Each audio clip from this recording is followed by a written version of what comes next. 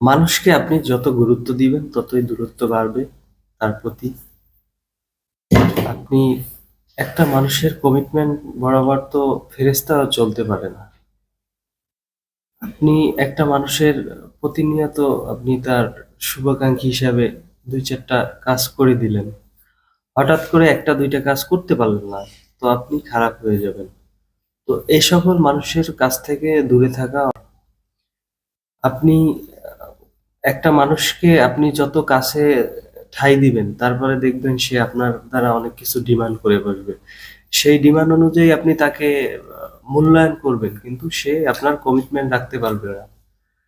তো একটা পর্যায়ে হইবে কি? একটা পর্যায়ে আপনার সাথে দূরত্ব তৈরি হবে, বা আপনি খুব কাছের একটা মানুষ ছিলেন তার, বা একটা সময় সে আপনাকে খারাপের ট্যাগ দিবে। তারপরে আপনার তার দ্বারা আপনাকে অনেক অপমানজনক কথা বলবে, শুনতে হবে।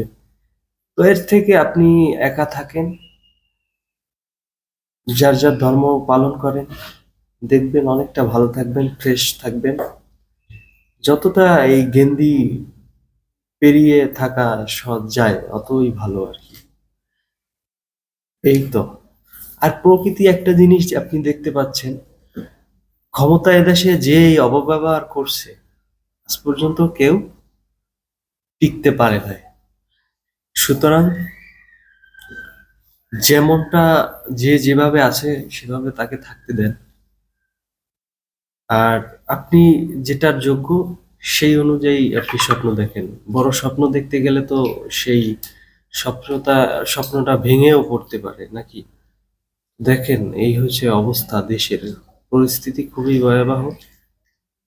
ভালো থাকবেন।